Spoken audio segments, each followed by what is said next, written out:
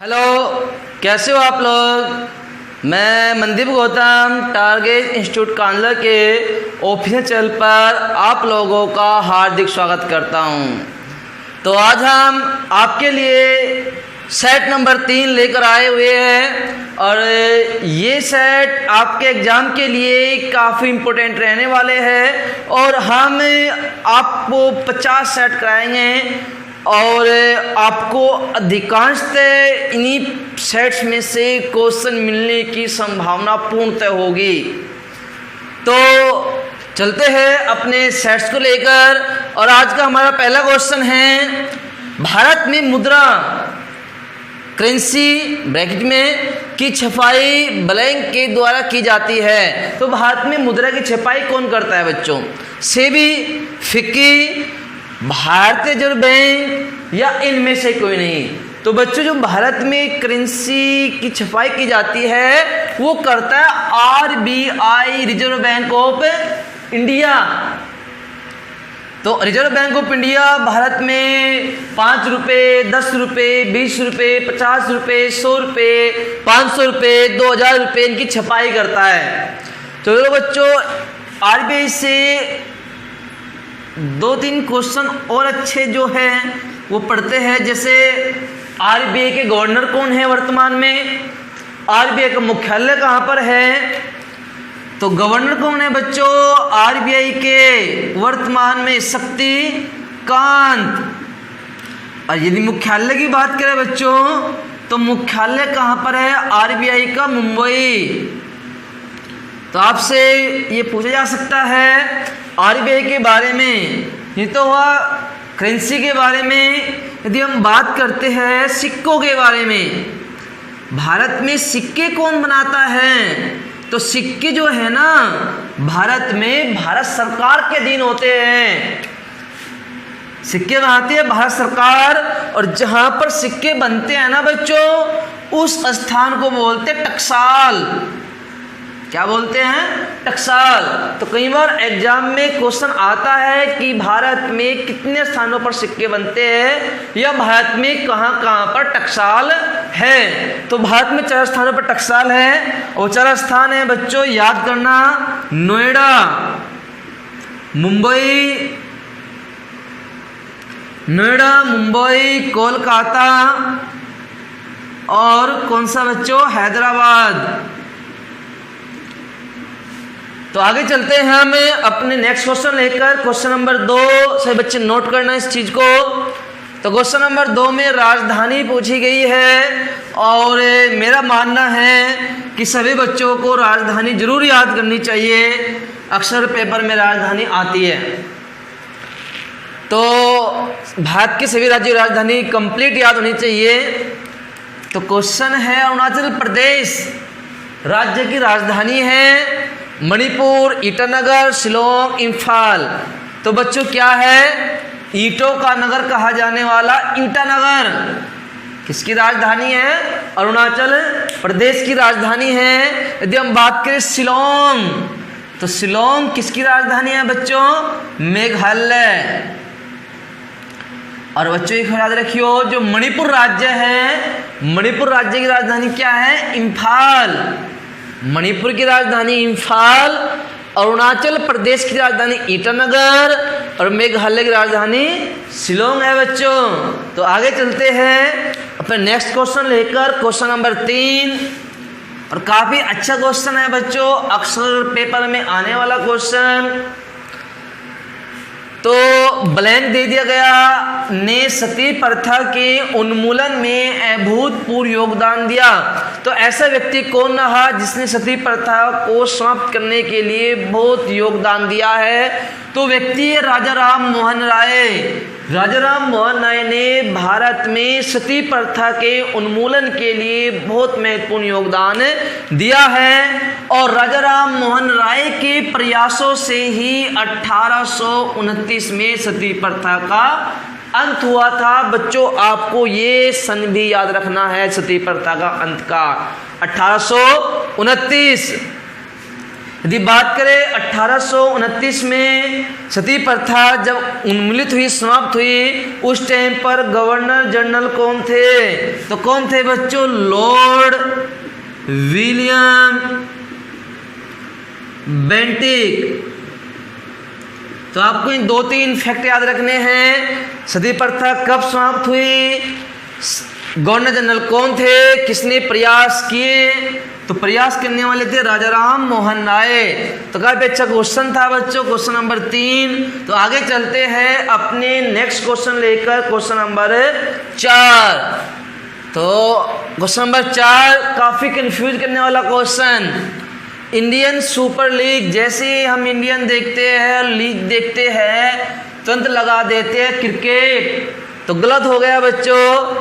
Cricket के लिए होता है IPL, इंडियन प्रीमियम लीग। ये क्रिकेट का है बच्चों, इंडियन प्रीमियम लीग। लेकिन ये क्या है? Indian super league, ISL।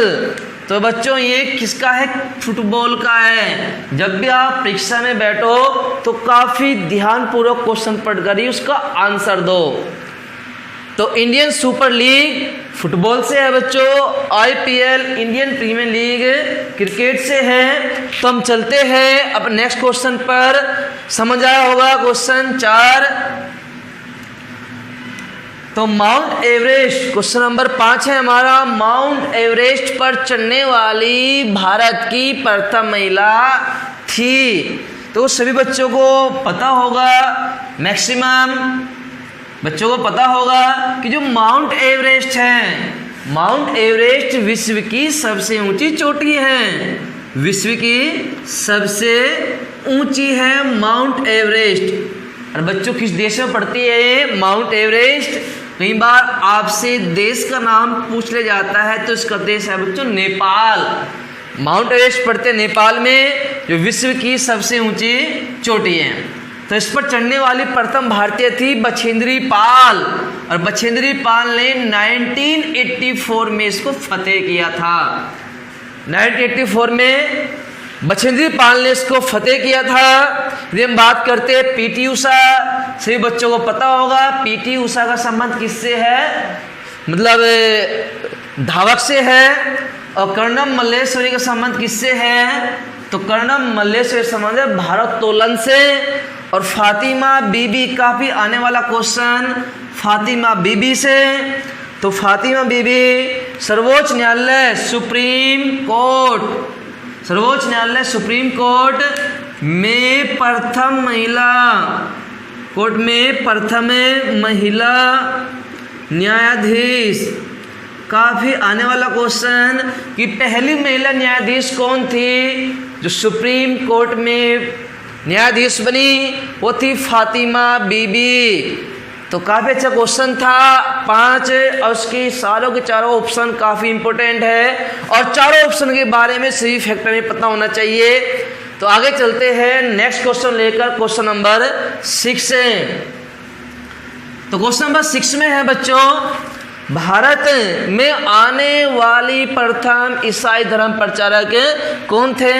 तो ये क्वेश्चन तो आपको सीधे सीधे याद रखना है, Saint Thomas. Saint Thomas Bharat में ईसाई धर्म का प्रचारक करने वाले प्रथम व्यक्ति थे। तो इसका सेंट थॉमस, ये ऑप्शन सही है बच्चों।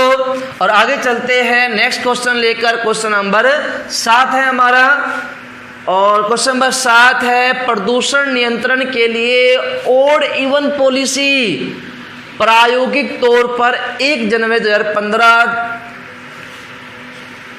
जैसे 15 जनवरी 2016 तक ब्लैंक दे दिया गया, में लागू की गई। सभी बच्चों को पता होगा कि दिल्ली में अरविंद केजरीवाल द्वारा ओड इवन की प्रक्रिया लागू की गई थी। ये तो क्वेश्चन ऐसा एक नॉर्मल क्वेश्चन है, सही बच्चों को पता होना चाहिए कि दिल्ली में केजरीवाल सरकार द्वारा ओड इवन लागू की गई थी। तो आंसर क्या सही है इसका? सी सही है, दिल्ली। तो दिल्ली में केजरीवाल सरकार द्वारा ये प्रक्रिया लागू की गई थी बच्चों। तो आगे चलते हैं अपने नेक्स्ट क्वेश्चन लेकर, और नेक्स्ट क्वेश्चन है हमारा 8। और 8 में है, वर्तमान में फारस वर्तमान में फारस को किस नाम से जाना जाता है? देखो पहले फारस कहते थे, तो अब क्या कहते हैं? तो अब कहते हैं बच्चों फारस को ईरान। क्या बोलते हैं? वर्तमान में फारस को कहा जाता है ईरान। और ईरान की राजधानी भी आपको याद रखनी है, क्या है कैपिटल इसकी? तेहरान। ईरान की कैपिटल क्या है बच्चों? ईरान की कैपिटल है बच्चों तेहरान। तो आगे चलते हैं क्वेश्चन नंबर 9 को लेकर। क्वेश्चन नंबर 9 में है, क्वेश्चन नंबर 9 है हमारा, क्वेश्चन नंबर 9 को लेकर चलते हैं। मद्रास का युद्ध कब हुआ था? देखो बच्चों जो मद्रास का युद्ध है, इस मद्रास के युद्ध को कर्नाटक का युद्ध भी बोलते हैं हम। मद्रास के युद्ध को कर्नाटक का प्रथम युद्ध भी कहते हैं। ये 1746 में स्टार्ट होकर 48 तक चले था कर्नाटक का युद्ध। और ये युद्ध अंग्रेजों के बीच और फ्रांसीसियों के बीच हुआ था, दो विदेशी शक्तियों के बीच हुआ था युद्ध, इसी वजह से। और मद्रास को लेकर था, और इसको मद्रास का युद्ध भी कहा गया। तो इसका सही आंसर क्या होगा बच्चों? 1746। ए ऑप्शन में है 1556। 1556 में क्या हुआ था बच्चों? 1556 को पानीपत का द्वितीय युद्ध, पानीपत का सेकंड युद्ध हुआ था। 1757, ये सन भी काफी इंपॉर्टेंट है। 1757 में हुआ था बच्चों प्लासी का युद्ध, प्लासी का युद्ध। वैसे जो पानीपत के युद्ध है, ये तीनों ही युद्ध महत्वपूर्ण हैं। चलो बच्चों मैं नोट कर देता हूँ तीनों युद्ध पानीपत के। देखो जो पानीपत का प्रथम युद्ध हुआ था, ये 1526 में हुआ था। सही बच्चों को पता होगा किसके मध्य हुआ था? बाबर और हेमू के मध्य हुआ था पानीपत का प्रथम युद्ध। बाबर और हेमू ने, सॉरी गलती हो गया बच्चों, इब्राहिम लोदी, इब्राहिम लोदी के बीच हुआ था पानीपत का प्रथम युद्ध। पानीपत का प्रथम युद्ध बाबर और बच्चों इब्राहिम लोदी के बीच हुआ था। पानीपत का सेकंड युद्ध 1556 में हुआ था। ये हुआ था बच्चों अकबर और हेमू के मध्य। और जो पानीपत की तृतीय युद्ध की बात करते हैं, तो पानीपत का तृतीय युद्ध हुआ था 1761 में।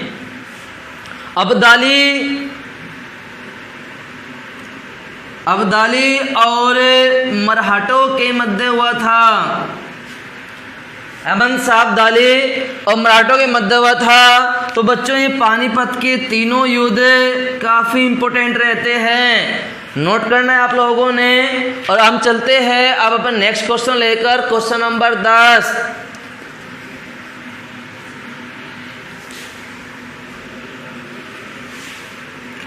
तो क्वेश्चन नंबर 10 में है, श्री वेंकटेश्वर स्वामी वन्यजीव अभ्यारण्य ब्लैंक दे दिया गया में स्थित है।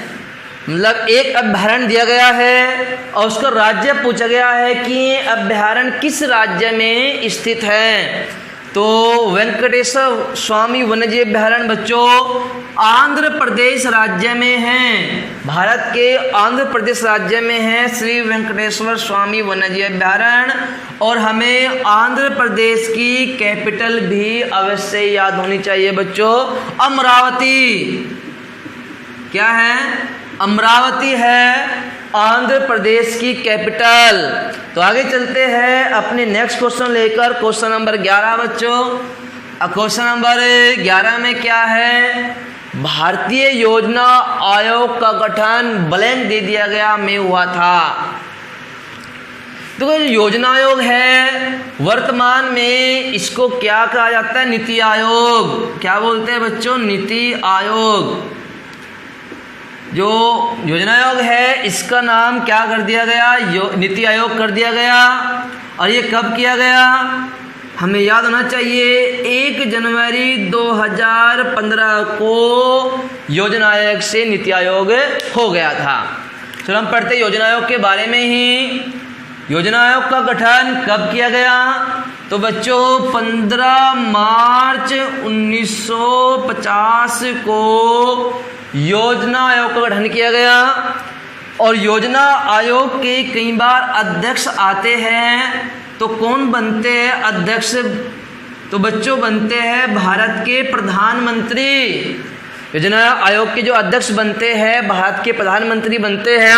अब नीति आयोग के अध्यक्ष है भारत के प्रधानमंत्री। और एक क्वेश्चन बनता है कि ये संवैधानिक है या गैर संवैधानिक है? तो बच्चों यदि ऐसा क्वेश्चन आए तो हमें लगाना पड़ेगा ऑप्शन गैर संवैधानिक। गैर संवैधानिक जो योजना आयोग है ये एक गैर संवैधानिक संस्था है।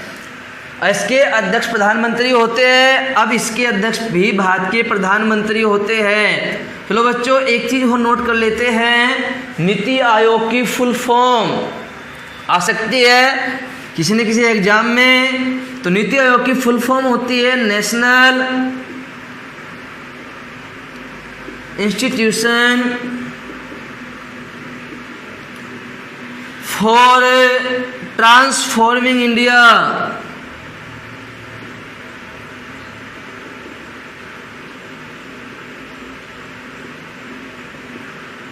चलो बच्चों नीति आयोग के उपाध्यक्ष कौन है? अध्यक्ष तो आपको पता ही होगा, नीति आयोग के अध्यक्ष प्रधानमंत्री मोदी है। उपाध्यक्ष कौन है वर्तमान में? आपको पता होना चाहिए बच्चों, उपाध्यक्ष राजीव कुमार नीति आयोग के वर्तमान में उपाध्यक्ष है। तो आगे चलते हैं हम अपने नेक्स्ट क्वेश्चन को लेकर। तो इसका आंसर क्या हो जाएगा? 1950। और अगला क्वेश्चन है क्वेश्चन नंबर 12। क्वेश्चन नंबर 12 में है भारत में योजना आयोग को भंग कर। तो अभी पढ़ाया हमने, तो ठीक है रिवाइज कर लेते हैं। भारत में योजना आयोग को भंग कर 1 जनवरी 2015 में किस नए आयोग की स्थापना की गई? तो बच्चों सोचने की बात नहीं है इसमें, तो अभी पढ़ा था हम नीति आयोग। क्या आंसर है सही बच्चों इसका? नीति आयोग। तो आगे चलते हैं नेक्स्ट क्वेश्चन लेकर, क्वेश्चन नंबर 3 और 13।